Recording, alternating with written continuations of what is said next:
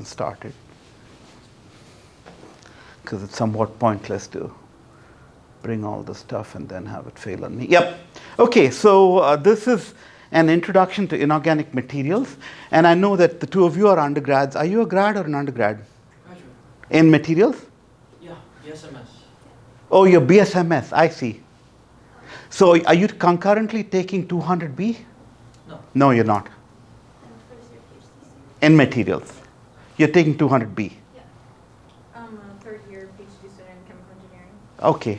So it's a mixed bag. So this year I'm actually changing around the order a bit.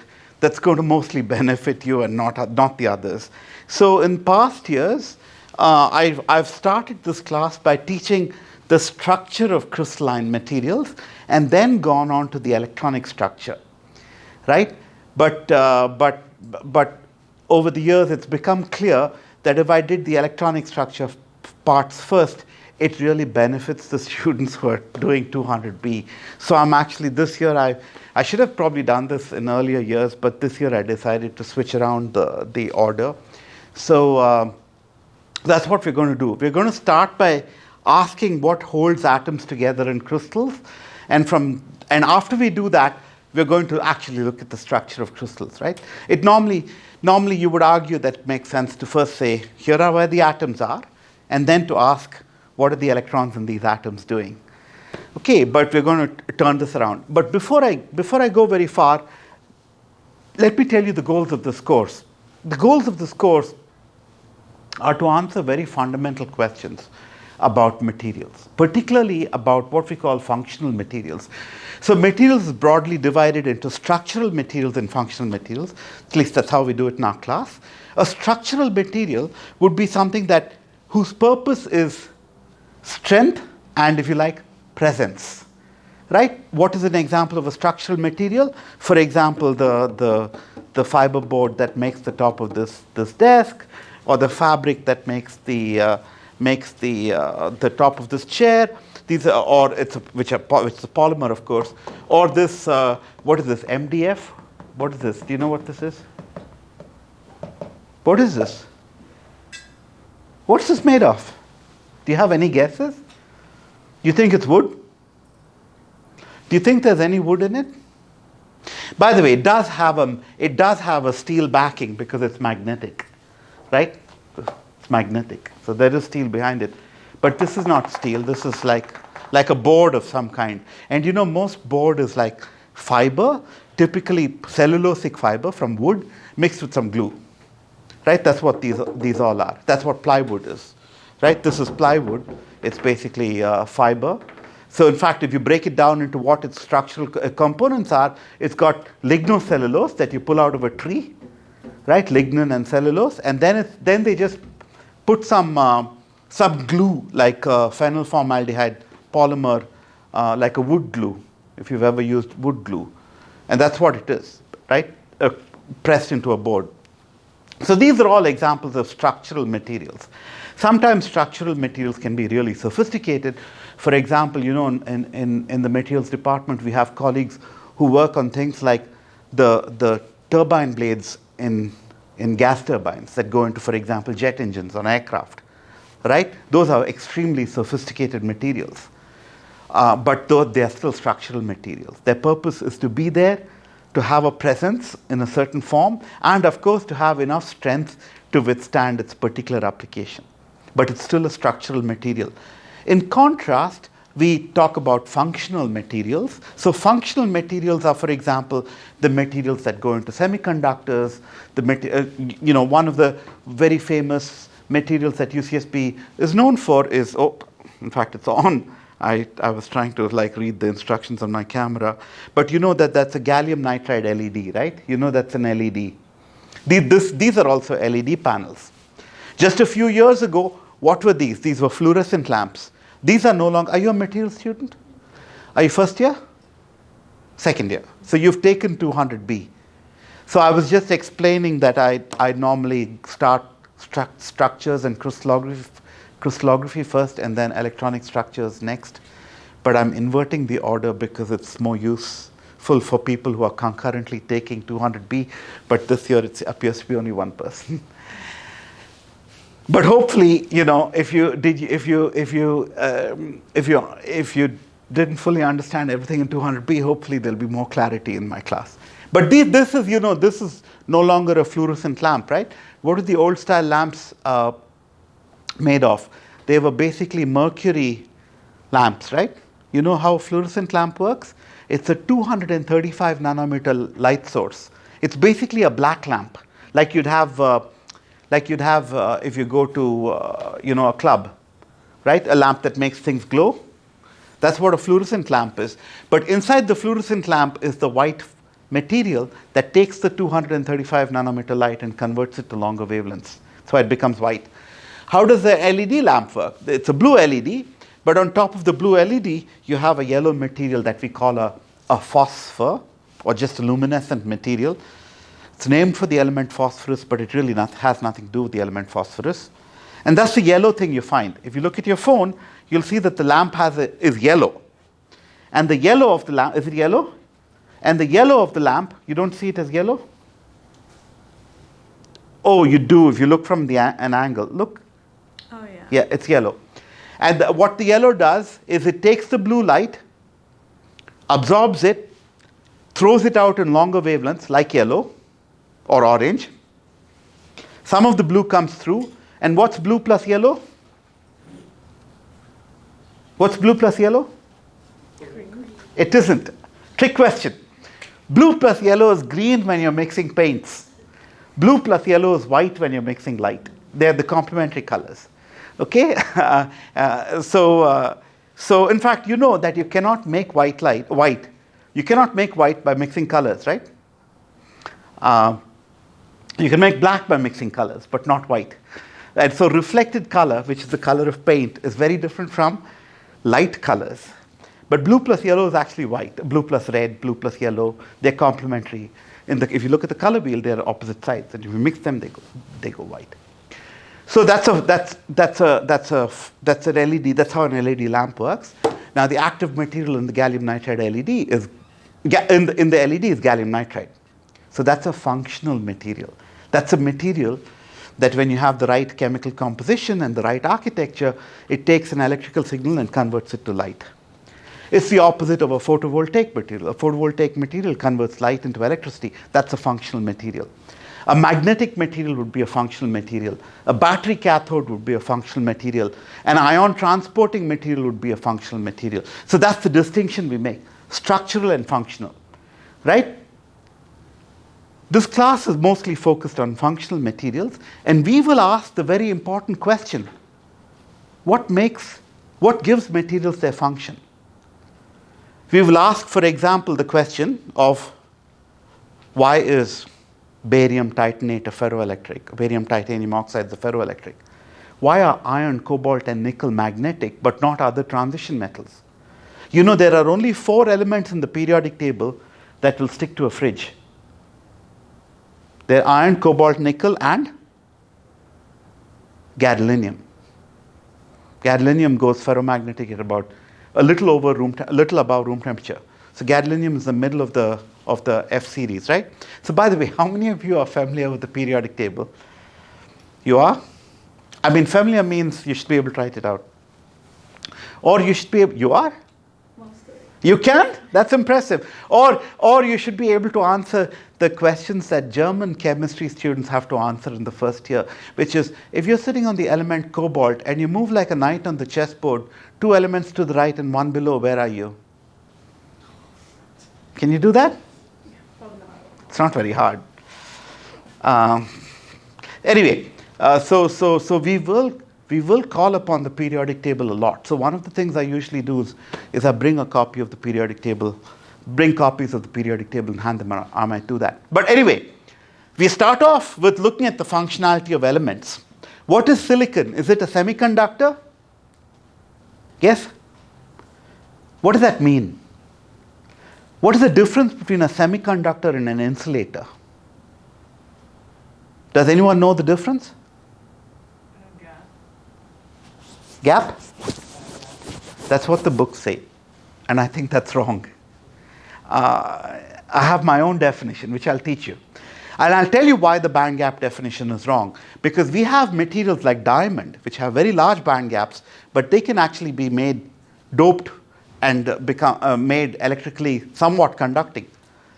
But there are materials with smaller band gaps that cannot be doped. So there is an added, beyond the band gap, there is something else we have to consider.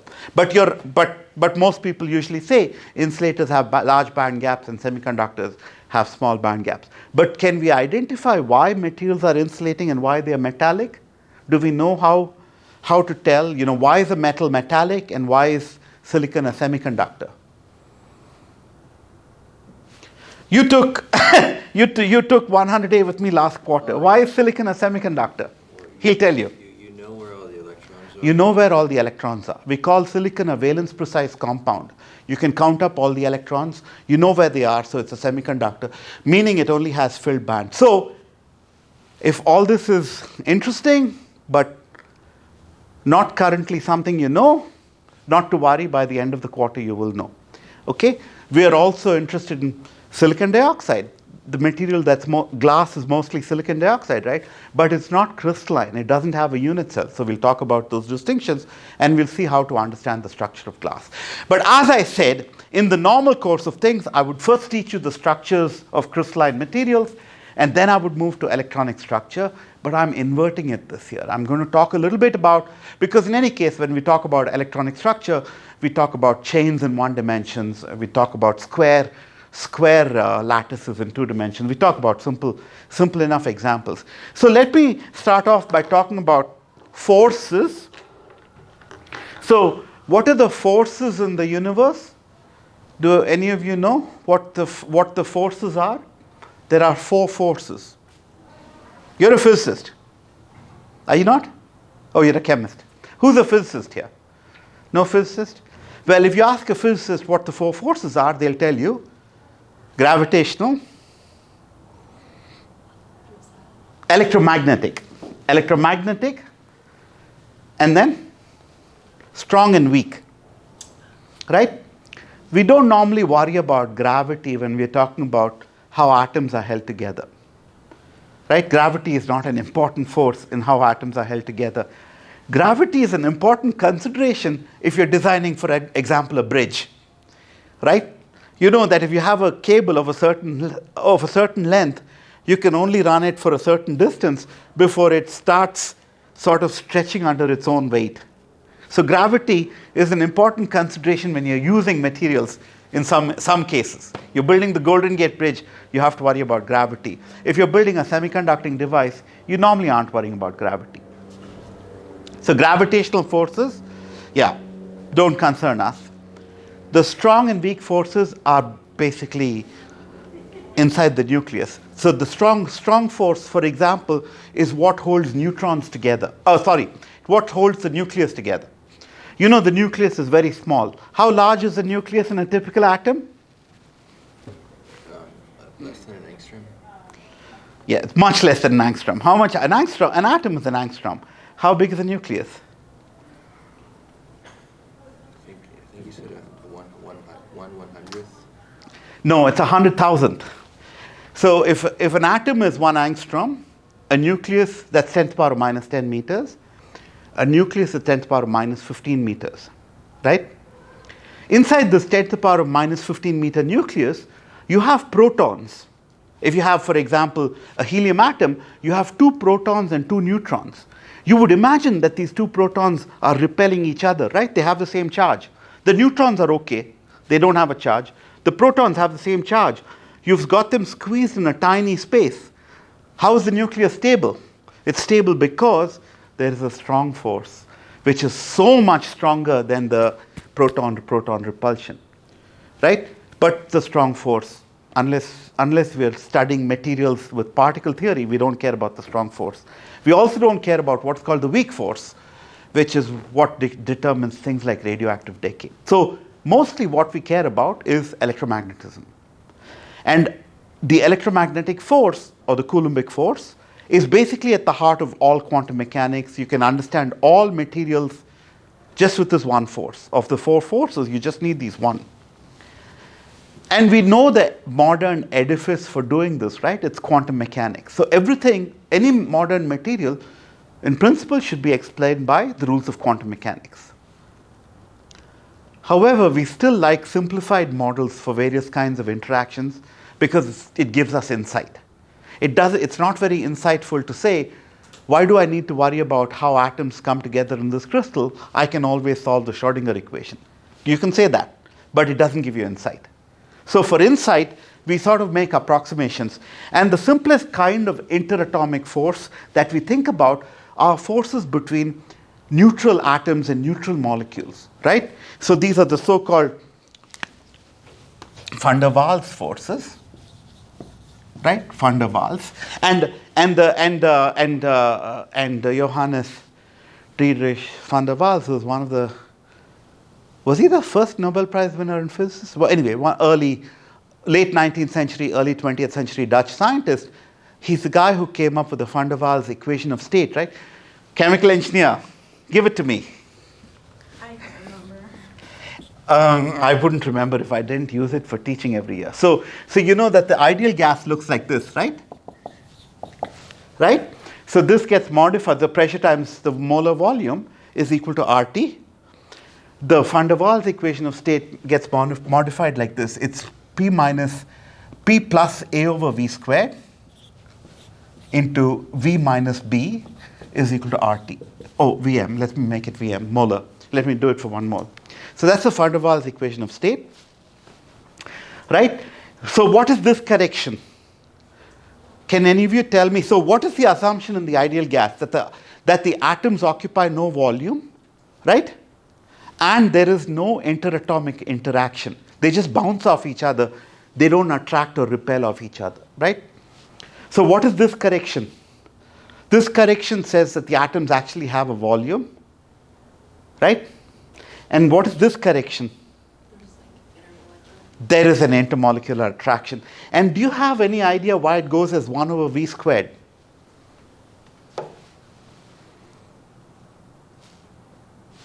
Oh, I should actually also write Vm here. Why does it go as A over Vm squared?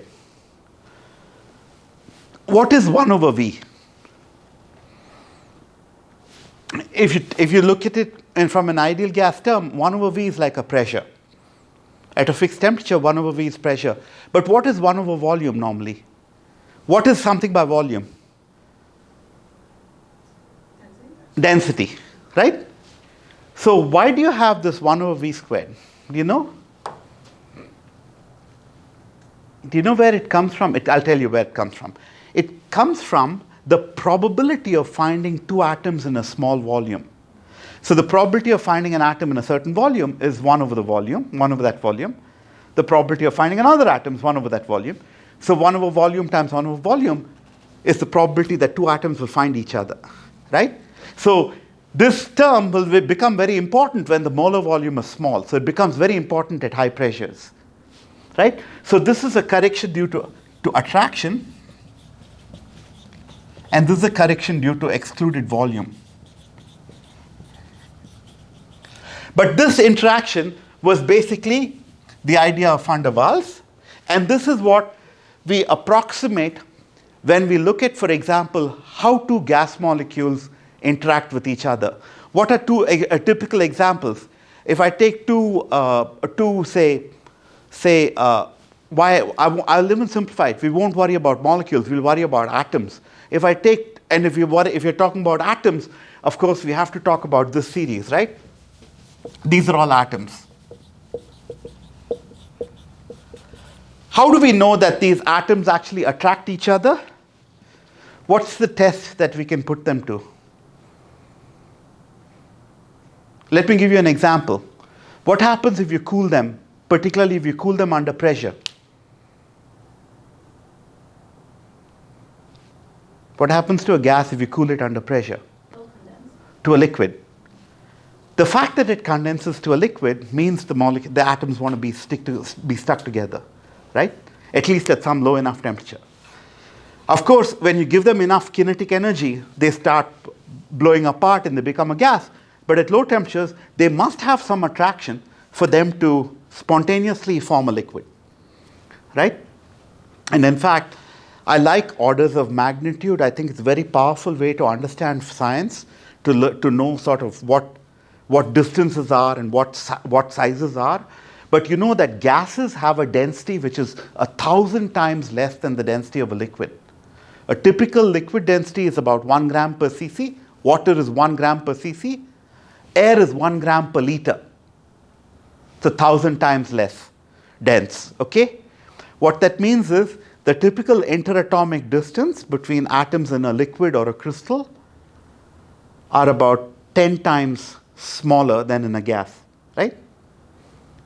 Do you agree with the 10 calculation? Because the volume is 1,000, so the distance is 10. 10 times 10 times 10 is volume. So all of these guys, at room temperature, you may not very readily measure how sticky they are with each other, but when you cool them down, you know that they get sticky. Okay? And by the way, this guy is pretty anomalous. You know that you can never get this, say, into a solid state easily, etc. These guys will even become crystalline, but helium's really anomalous because of its very small size. It's very quantum mechanical. But certainly these guys have the van der Waals interaction. How do we think about this interaction? One way to think about it is to think of it's an interaction of instantaneous dipoles. Instantaneous dipoles. Right? This interaction is instantaneous dipoles. And by the way, it goes by very many different names. Another name for it is London dispersion. Named for a German scientist called London.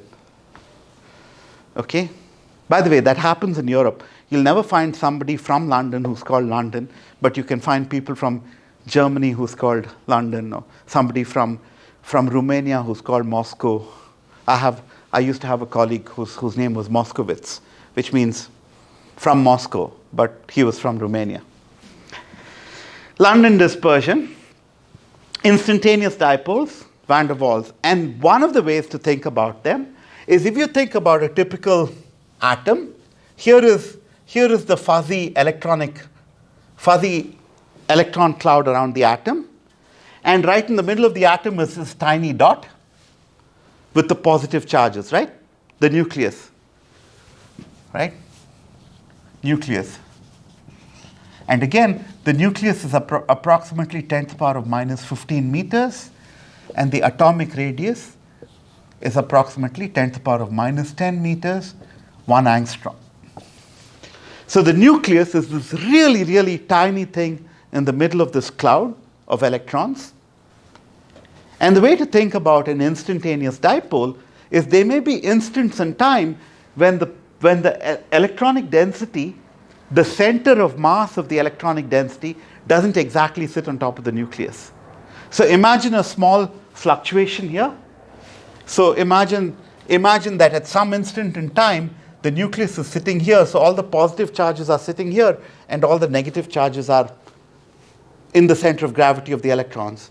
And then imagine another instant of time where the nucleus comes here, and the negative charge is sitting here. So you see, you've created a dipole. These dipoles can interact. Okay? And that is understood to be the origin of the interaction between two noble gases. There's no exchange of electrons. There is no fixed charge on either. It's not like, say, the attraction between a proton and an electron, which have opposite charges. There is no charge. There is no permanent dipole moment. It's not like the attraction between, say, two carbon monoxide molecules. You know, if you have a carbon monoxide molecule like this and another carbon monoxide molecule like this, they may interact with each other because there's some partial charge on the carbon and the oxygen, right? So this case is not true. There is no transfer of electrons. There is no net charge. There is no net dipole, but there is an instantaneous dipole. Okay? And the way and these instantaneous dipoles do not require any condition for them to be attractive. They're always attractive. So these van der Waals forces are always attractive, and they exist between atoms, molecules, charged species, everything basically has some weak van der Waals attraction. Okay? And you may say, isn't this very weak? Is this important? Like, how do you know it's weak? You know it's weak because you have to cool these guys before they become liquids, right? So here are some typical boiling points. I have some written down. The boiling point of neon is 24 Kelvin. Argon is 84. Krypton is 116. And xenon is 161. So the largest noble gas, is this the largest noble gas? What's below it? Radon? Gold star. Not a lot of people know the periodic table. And you're not even a chemist, you're a chemical engineer. It is radon, right? And needless to say, nobody does experiments with radon. It's highly radioactive. The only thing we hear about radon is when it comes out of the earth, and right, you know that if you drill wells, you get some radon. Anyway, xenon is the largest non-radioactive noble gas, and xenon is the most interactive. And the way to understand that is it has the largest electronic cloud, so it's the most floppy. And therefore, it has the largest instantaneous dipole. That makes sense? The smaller noble gases are tight. The electronic cloud is less deformable. And they don't have these instantaneous dipoles being created. And their boiling points are, for example, neon is 27 Kelvin. Did I say 24? 27. The melting point is 24. The boiling point is 27. Right? So how do we model this instantaneous dipole? Well, the first person to come up with a good mathematical model for it, and by the way, this is the only interaction, well, almost the only interaction that has a nice clean mathematical model, and that mathematical model is given by something called the Lennard-Jones potential. It is named for It's named for a dude called Lennard-Jones. So this is a double-barreled name. One person, Lennard-Jones. And a nice way to write the Lennard-Jones potential is to write it like this. We write it as U of r. So the potential is a function of the distance between two. And we're now considering two identical particles. You can write it as 4 epsilon r over sigma to the power of minus 12, or you can also write it as sigma over r to the power of 12 minus r over sigma to the power of minus 6. So it depends on whether you want to write it as r to the minus 12. So basically this goes as 1 over r to the 12 minus 1 over r to the 6th. These are the two terms here, right? This term here and this term here. So whenever you have a potential, a negative thing is the attraction, and the positive is the repulsion. And the R dependence is basically how the energy changes with the interatomic distance. And you may ask, what is sigma? Sigma is the diameter. So if you have an atom, sigma is the diameter of an atom in this potential. So if you take the distance between two atoms that are touching, that's also sigma. Okay, sigma is the diameter. What is epsilon? Epsilon is an energy. And when you write it like this, the energy becomes the well depth. So this potential, if you plot it, and I'll encourage you to go and plot it for yourselves, it'll look like this, U of r as a function of r. It's at very short distances, this term dominates, and the potential looks like this. And at long distances, this attraction dominates, it looks like this. So the potential in total looks something like this. Okay, so this is short distance repulsion, long distance attraction. And the reason to write this potential this way is, if you write it like this, the depth of the well is epsilon. Yes? You had a question? Depth of the well is epsilon. How do you, okay, and how do you find what distance R, what is this distance? We'll call this R min. How will you find out what R min is? You'll obviously take the derivative and set it to 0, right? I will leave that to you as an exercise. If you do that, you'll find that it's something like, yeah, I'll leave it to you as an exercise. I forget actually what it is. You can write it in terms of sigma. R min in terms of sigma, and R min is not equal to sigma. Okay, it's not equal to sigma, it's a function of sigma. So, how does this potential come about? This part of the potential, this is rigorous. Attraction, this was actually derived by a guy called Lifshitz, and it's rigorous.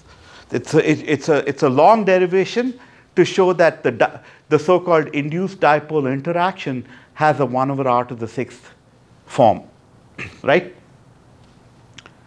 Where does 1 over r to the 12 repulsion come from? Firstly, what you have to realize is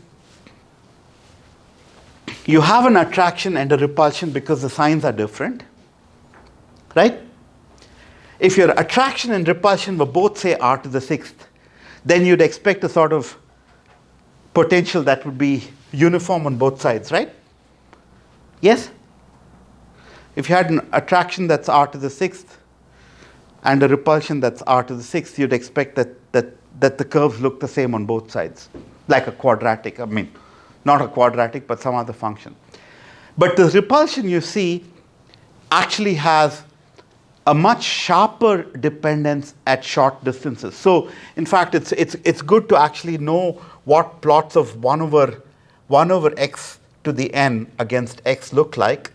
So, if you have 1 over x, it may look like this, 1 over x. If you have 1 over x square, 1 over x cube,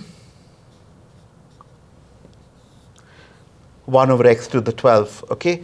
The larger the exponent, the more rapidly it falls, right?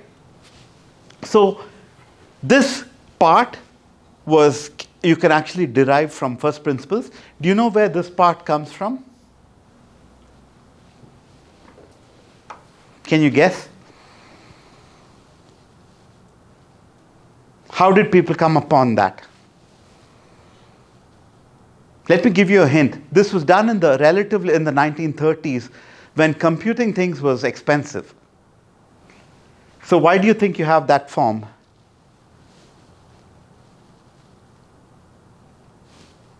For the repulsion. We know it has to be 1 over r to some large number, but why 12? Can you guess? Why is it easier? It's 12 and 6. So that you're right. It is basically, if you have 1 over r to the 6th, you just take the square of it, right? So it was done as a for ease of computing the math, right? And this Leonard-Jones potential looks relatively simple, but actually its utility is pretty far-reaching. So this is how people, for example, model everything from liquids to proteins to biological molecules. And in these large-scale simulations, they have to run these things millions, often billions of times, right? So if you have, for example, if you want to model water, for example, you typically have the Leonard-Jones. If you have two water molecules, you have a oxygen-hydrogen Leonard-Jones potential and a hydrogen-hydrogen Leonard-Jones potential and an oxygen-oxygen Leonard-Jones potential. But then you also define, so the epsilons and the sigmas will change. But then you also put charges, you put partial charges to add some sophistication. But this simple potential can be incredibly powerful, and it is quite extensively used. So if you know,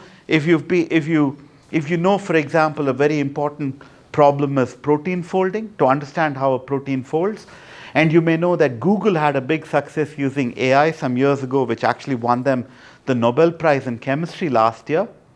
The Nobel Prize in Chemistry last year went to these three guys, two from Google and one from University of Washington.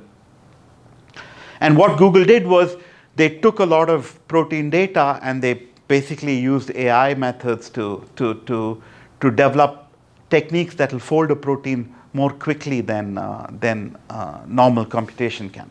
So the protein folding problem is you have a peptide backbone. You know, proteins are made up of peptides, and there are about 20 of them. Some people say 26. So a protein may be, and these peptides have names, alanine, glycine, leucine, lysine, tyrosine, tryptophan, etc. And a protein is usually a sequence of this, but then the sequence decides the entire shape of the object, right?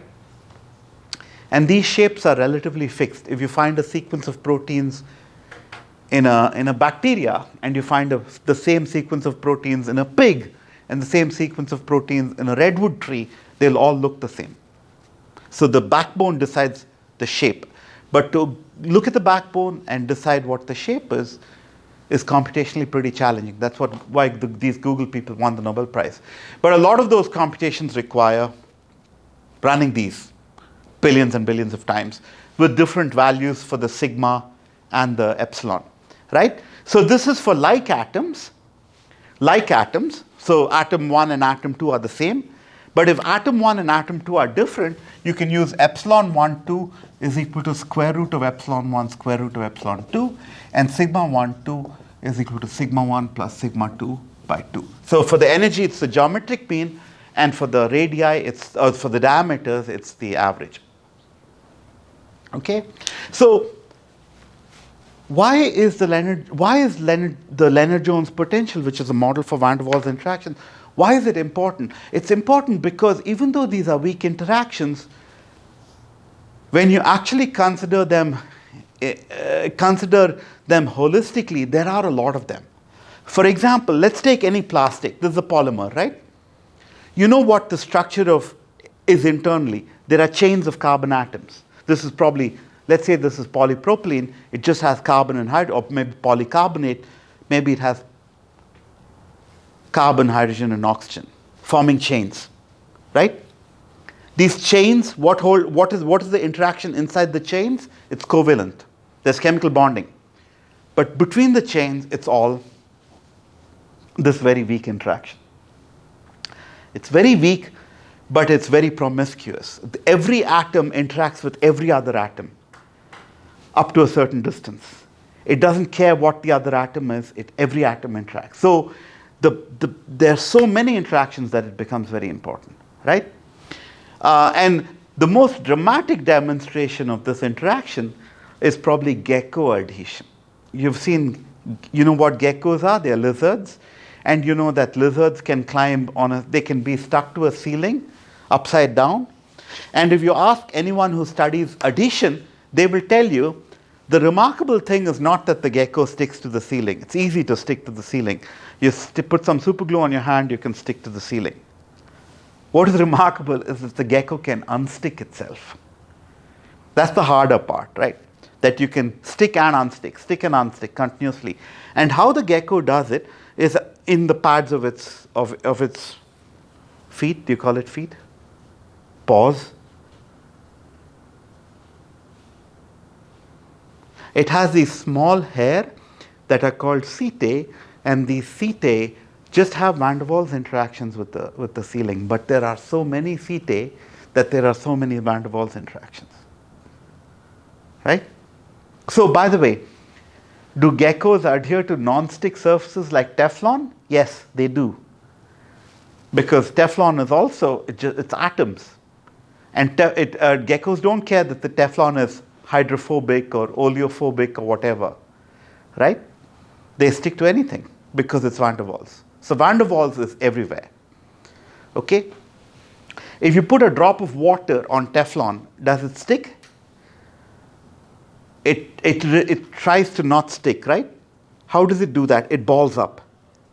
That's not because there isn't an attractive interaction between the water molecules and the Teflon.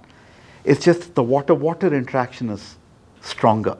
So by making a small ball, it's maximizing the water-water interactions. But the van der Waals interactions are everywhere. Okay? So this is the first kind of interaction. First simple model of an interaction that we talk about. By the way, let me just tell you for completion, Yeah, and then I have notes posted. Please, they will not take you a long time to go through. Please go through them. They're good for you.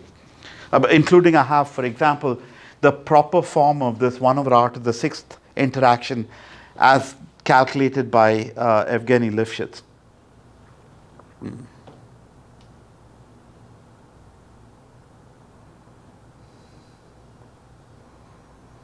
Yeah. So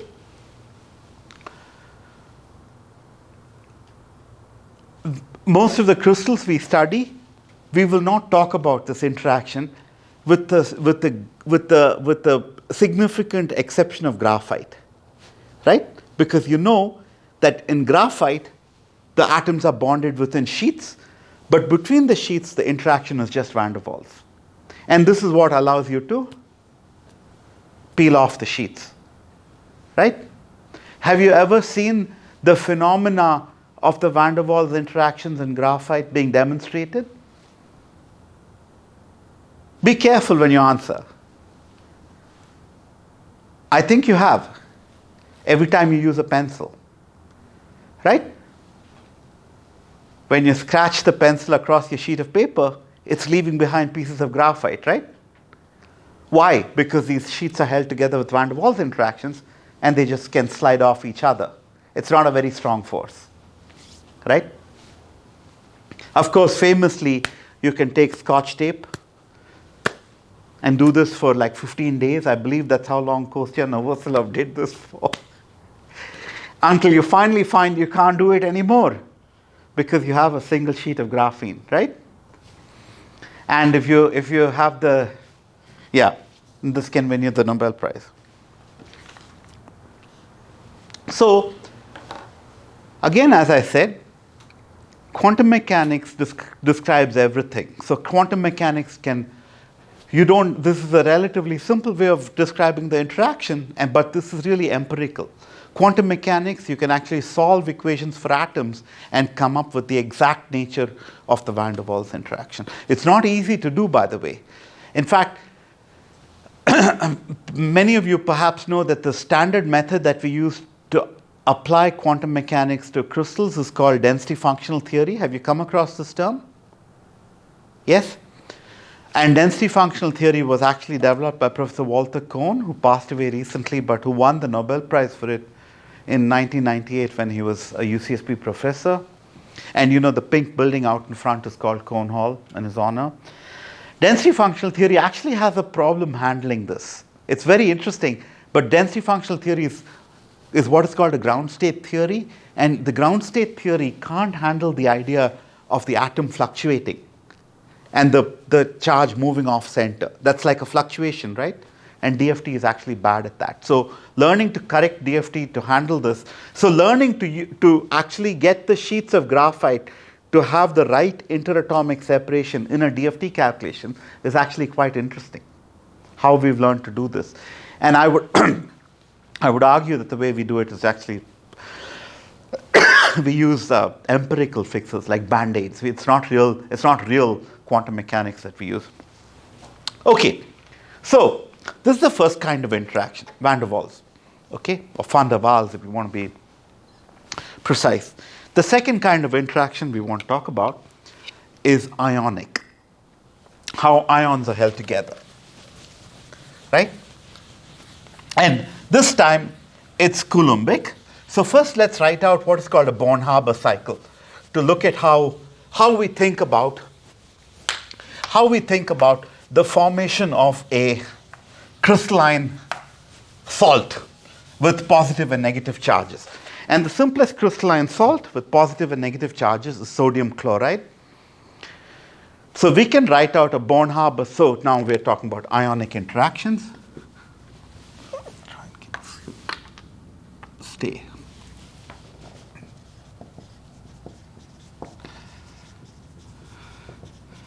By the way, over the course of the quarter, you may often find me critical of the language that's used in textbooks, like this definition of insulator versus semiconductors. Similarly, I don't like to say ionic bonding. And you will appreciate this when I talk about covalent bonding. Okay, it's ionic bonding or metallic bonding. I don't believe these are good terms. So I like to just say ionic interactions. And we look at the example of sodium chloride. So first let me write out the Born-Haber cycle. We don't have to worry about the structure of sodium chloride right now. Let me first write out the Born-Haber cycle. Okay, so perhaps you've come across this before. Right? So you know who these people were? Max Born was one of the fathers of quantum mechanics. And Haber was the person who came up with the process along with Bosch for turning nitrogen and hydrogen into ammonia.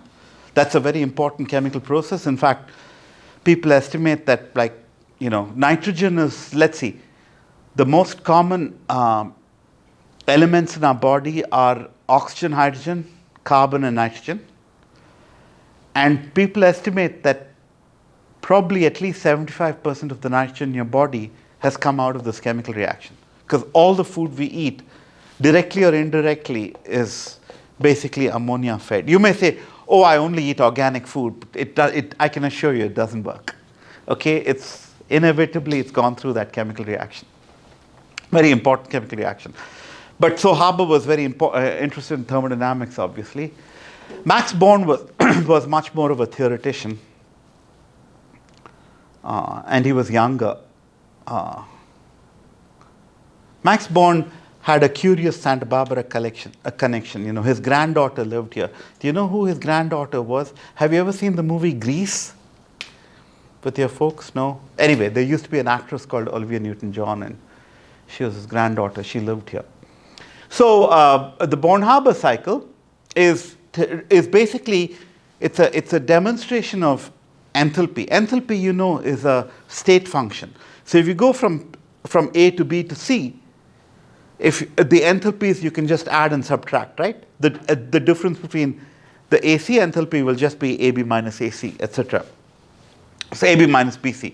So that's what the Born-Haber cycle basically says. It's a Hess's law. And to think about the energetics of forming a sodium chloride for NaCl solid, you think of a sodium atom, you think of sodium in the solid state being taken to sodium to the gas phase. And this is the heat of vaporization, delta HVAP, for sodium. For chlorine, you have to dissociate Cl2 into Cl, and this is delta H dissociation of chlorine. But then then the sodium has to give up the electron, and this is the ionization energy. Chlorine accepts an electron.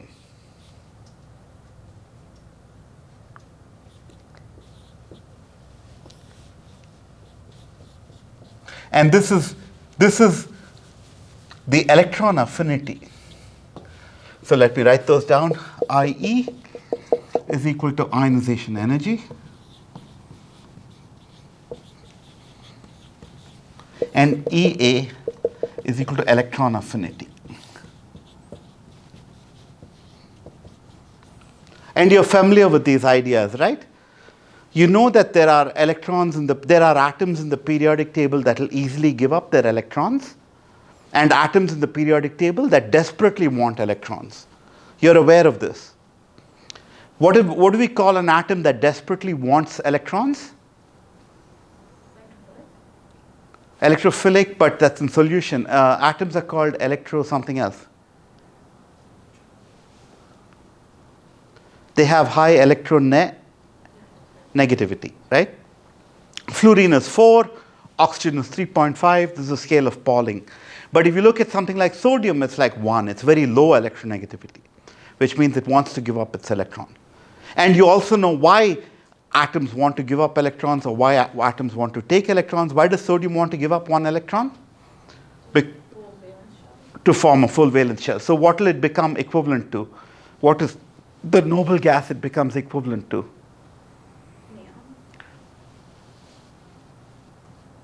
You're winning all my periodic table questions here. And when chlorine takes an electron, what does it become?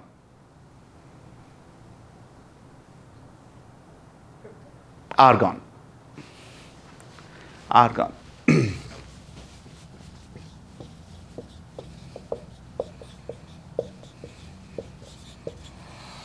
Right? So sodium gives up an electron, becomes neon, but chlorine is here. It takes an electron, becomes argon. So Cl minus, so Cl minus and sodium plus an electron. Right? Now this step here, I'm going to write as Na plus Cl minus NaCl solid. Okay? And this is called the lattice energy, delta H lat. This is called the lattice energy. And here, this is called the delta H. What is this called? You form a compound from its chemical elements at room temperature. It's called the formation energy. Right? So what the Born-Haber cycle tells you is if you add up all of these energies, you should get this energy. These are all enthalpies, right? So an enthalpy is a state function. You don't care how you go from place A to place B. You just take the energy difference between B and A, right? So this is a cost. You have to break the sodiums. You have to dissociate the chlorine. You have to ionize the sodium. You have to give the chlorine an electron. Then you have to take the sodium and the chlorine in the gas phase. These are in the gas phase. The ions in the gas phase. Gas, and you have to form the crystal. Okay. Now, is there energy released when the sodium and the chlorine form the crystal? There must be, because this is the only place that's putting out energy, and we know that it must put out energy because this reaction is spontaneous. You know that sodium will actually burn in chlorine. If you take a piece of sodium, heat it up, and heat it in air, it'll burn. Sodium burns in air. But if you take a piece of sodium and drop it into a jar of chlorine, many chemistry textbooks will have pictures of this. You drop it into a jar of chlorine, it'll actually burn. It'll burn with a flame. You'll actually get a yellow color, and then you'll end up with just a white. It'll get something that looks like a white fumes, like steam almost. But then that white fumes will settle down, and it's just salt. How do you know it's salt? Because you'll stick your finger in and you'll taste it. Okay? Good chemists smell stuff and taste stuff. That's why they don't live very long. So this is a spontaneous reaction. And what gives this reaction the energy is this step. So basically, this lattice energy is Na plus Cl minus gives NaCl. And we are not really talking about, when we talk about energies, we're not talking about a single chloride and a single sodium ion. We're talking about a mole. Right? So let's try. So this is delta H lat. And what is this delta H lat? Let's try and figure it out from first principles, because we know that the interaction is Coulombic. Right? And any Coulomb, can I erase this? Can I erase this board? Well, I'm going to erase it. It's a Born-Haber cycle. You can look it up. It's often written out for, well, some of the exact language may be different, but it's often written out for things like sodium chloride or sodium fluoride or calcium fluoride, something like that. So, for sodium chloride, or let's try and calculate from first principles what the lattice energy is going to be. We know that it's just a Coulombic interaction, right? So delta H lat, the attractive part. Before we do that, let me go through an exercise. First, let me tell you what the sodium chloride structure is. Does everyone know what the structure is, or should I remind you? I'll tell you what it is. You know what a chessboard looks like? A chessboard is black squares and white squares, right? So I'm not drawing all the squares, but it's black squares alternating with white squares, right? Yes? Put a chlorine here and sodiums here. And in the next layer, flip it. So a sodium chloride structure is a three-dimensional chessboard. So the unit cell looks like this. We'll come back and draw it later. But the unit cell looks like this. There's sodiums in the corners, and there's sodiums in the centers of all the faces.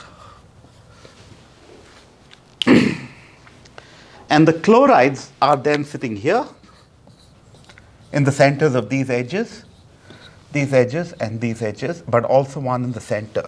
So if you look at the structure in layers, there's a Z is equal to 0 layer, and a Z is equal to 1/2 layer, and the Z is equal to 0 layer is the same as the Z is equal to 1 layer. So imagine that this is the Z axis. I'm slicing it along the Z axis, okay? So Z is equal to 0 looks like this, and Z is equal to 1/2 looks like this.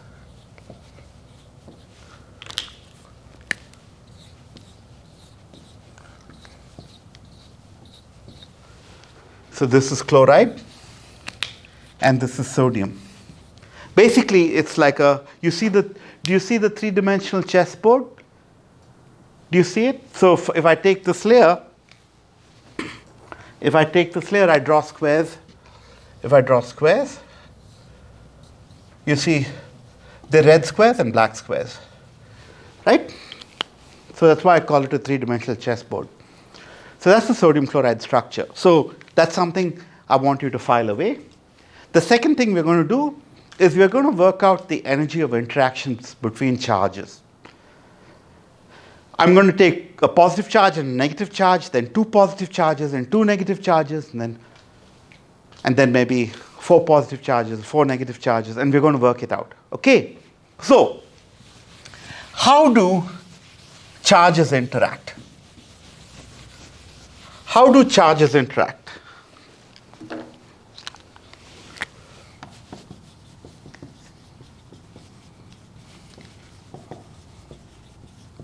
If I have a charge Q1 and a charge Q2, and for convenience, I'm going to assume that one is positive, one is negative, right? Or I can make it simple and just call these electronic charges. I have a charge E that's positive, one cation, and a charge E that's negative. So it becomes E squared, cation times, but I have to put a minus. Correct? Correct? Now, if the charges are at a distance r, the potential is minus E squared over r. This is the potential, U of r. That's just Coulombic. I'll call it U Coulombic.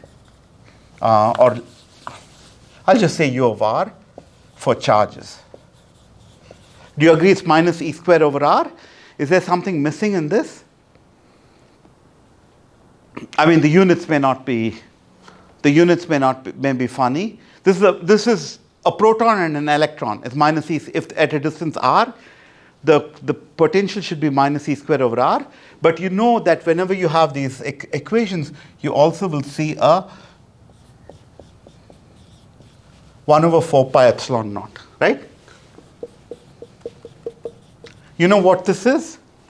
This is the vacuum permittivity. This is, in effect, it's like the capacitance of the vacuum. You have 2 charges, but the charges are in a specific medium. The medium is in a vacuum. So how they interact in that vacuum is described by 1 over 4 pi epsilon naught. Okay, so it's the more general expression is U of r is equal to minus Q1, Q2 over r, and it's minus 1 over 4 pi or minus epsilon naught Q1, Q2 over r. Minus because it's attractive. It's a positive and a negative, so it's attractive, so it must be minus. And by the way, this is the potential, not the force. The force will have, how do you get the force from the potential?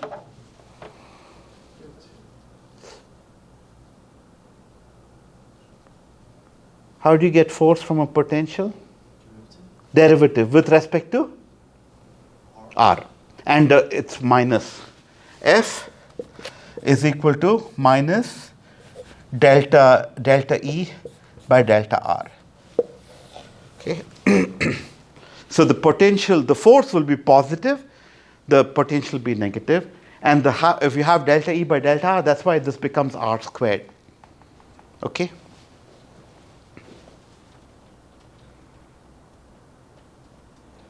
Sorry, I think this is just delta E by delta R. I think the sign flips because you're taking 1 over R.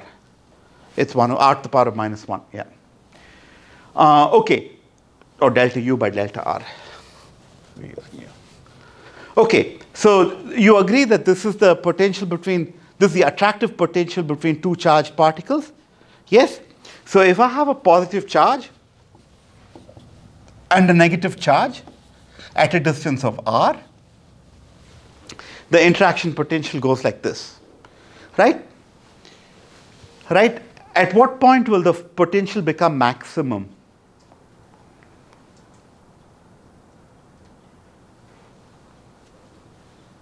When R is 0. I mean, this is not a trick question. When R is 0.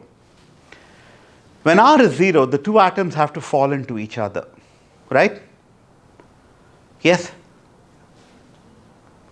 They don't do that. Atoms don't fall into each other. So this is just the attractive part. We will have to think about a repulsive part. We need a repulsion. We'll come to that. Right now, we just have an attraction, right? But let's assume that they are attracted until they reach a certain minimum distance, and then then the repulsion compensates. Firstly, let me ask, do you know where that repulsion comes from? If I have two atoms, why don't they fall into each other? If I take a sodium plus and a chloride minus, why don't they fall in? What prevents them from falling into each other?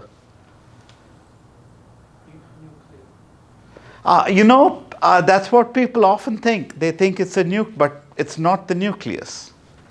Because again, remember, the nucleus is really, really small. It's something else. It's quantum mechanical in origin. There's an electron cloud here and an electron cloud here. If I start pushing them into each other, what do the electrons try and do? Just Coulombic repulsion, or is there another repulsion involved? Pauli. Can you explain Pauli, please? Two electrons cannot get the same state. Right? So you cannot squeeze electrons into the same volume in an atom, because then you're trying to squeeze them into the same quantum state. So it's really a Pauli repulsion. And this Pauli repulsion is actually massively important everywhere. When you think about it, remember I just told you that the electrons in an atom form a cloud that's 100,000 times larger than the nucleus, right? If I'm standing on the floor is an electron cloud. The bottom of the soles of my shoes and the bottom of the soles of my feet are electron clouds, right? They're both these fuzzy things. But my feet don't penetrate the floor, right? It's all because of Pauli. So this attractive part doesn't take care of Pauli, right? So assume that if you have a positive and a negative charge, they'll come to a certain distance and stop. Now let's simplify our calculation. Let's take 4 pi epsilon naught to be 4 pi and again, remember, this is the vacuum permittivity. Epsilon 0 is called the vacuum permittivity. It's like a dielectric constant, but for a vacuum. Permittivity. Vacuum permittivity.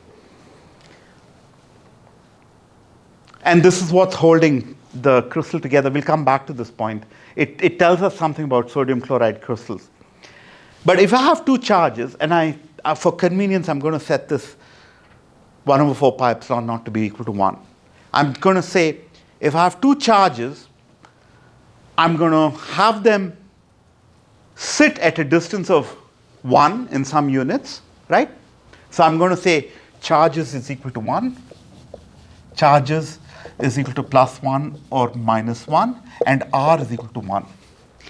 If I have two charges like this, what is the stabilization of the two charges? It's the product of the charges divided by the distance. if the product of the charges is -1 and the distance is 1. So this u of r is equal to -1. Do we agree? Okay, let's take 4 charges.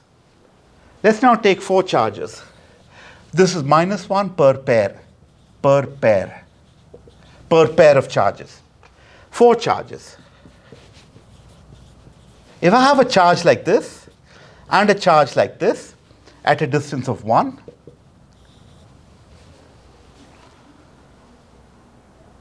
I want to bring another pair of charges. How shall I arrange that pair of charges? Does it make sense to say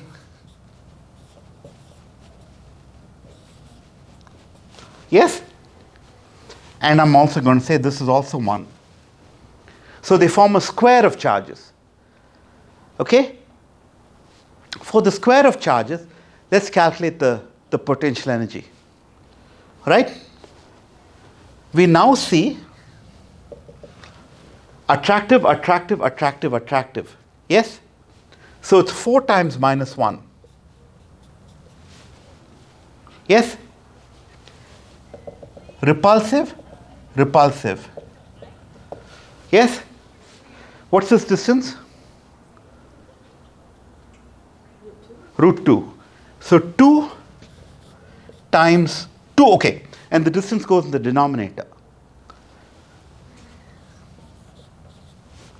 Times 1. I have to add this. So -4 plus 2 over √2. Okay, so 2 over √2 is √2. So -4 plus √2 per 2 pairs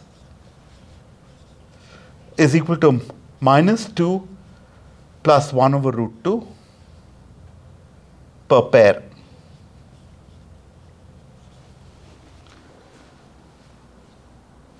Do we agree? What am I telling you? And this, you agree that this is larger than -1. This is more negative than -1. Right? So the the 2 pairs are more stable than the single pair. If I have 2 pairs of charges, they will want to come together to form a square. Okay? Now if I take 4 pairs of charges, what do you think they'll do? You want to take a guess? If I take 4 pairs of charges, they'll form a cube. If I take 4 pairs of charges,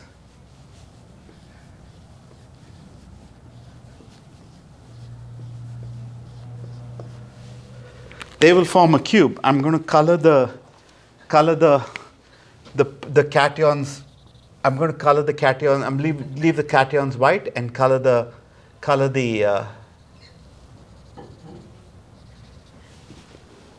yes.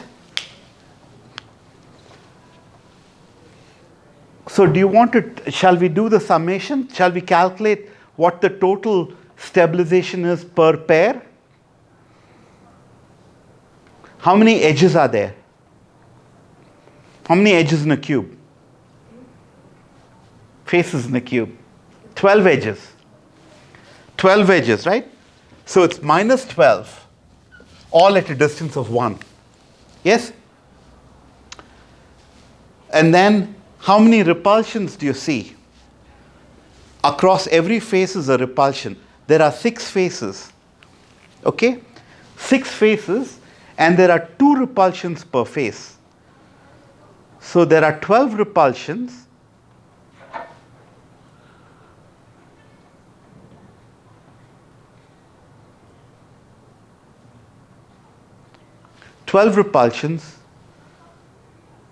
Sorry, there are 8 faces and 2 repulsions per face. So this is repulsive and this is repulsive, and the distance is √2. Yes? So plus 8, plus because it's repulsive, 8 over √2. No, 8, it's 16 over √2. Is that correct? Is it 1, 2? So 1, 2, 3, yeah, 6. What am I doing? 1, 2, 3, idiot. It has, a cube has 6 faces. So, yes, 12 edges, 6 faces. So 6 times 2. Each face has 2 repulsions. Do you also get refraction across the cube? You do indeed. What's the distance across the cube?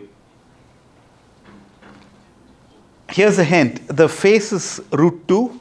Across the cube is the body is going to be root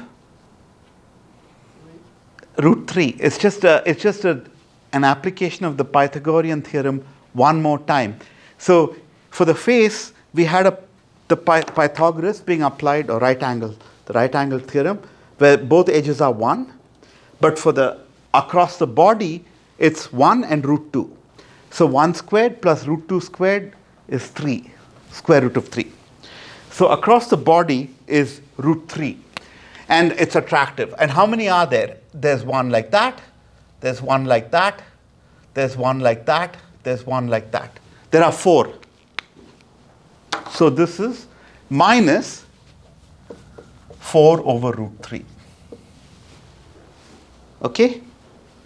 And this is for 4 pairs of atoms. So I want to divide the whole thing by 4. 4 per pair. Per pair. Okay? And you can work that out, but you will see that it's even more negative than this. So we started off for a single pair, it was we're done with class. We started off for a single pair, it was minus 1. For 2 pairs, it was minus 2 plus 1 over root 2. For 4 pairs, it's going to be this number. And you see that it's getting more and more negative. It's becoming more and more attractive. So it really makes sense for pairs of cations and anions to come together in a crystal. And in fact, this crystal is, what crystal is this? What crystal is this that I just drew here? It's a sodium chloride crystal. It's a structure I just showed you, but it's only 1/4 of that, 1/8 of that structure. To draw the structure, I'll need 8 of those.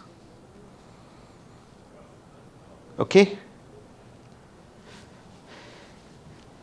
Okay? But eventually, when I keep going on like this, the series converges.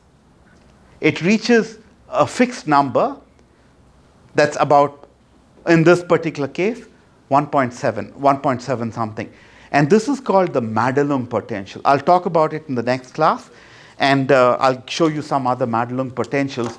But this is this whole idea that if you have pairs of charges, like cations and anions, they don't just want to form a pair. They want to come together in a crystal, right? Because there's a geometric advantage to their all coming together. Okay, so this is one way we understand the formation of ionic crystals. And there are many forms of ionic crystals, but I'll talk about those separately because, as I said, I'm turning the class around and doing electronic structure first, and then the crystal structure later.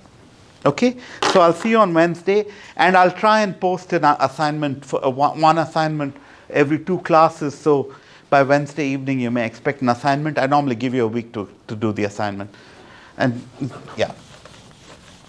And remember that that if everything works out, you'll find this video on my website. If everything works out.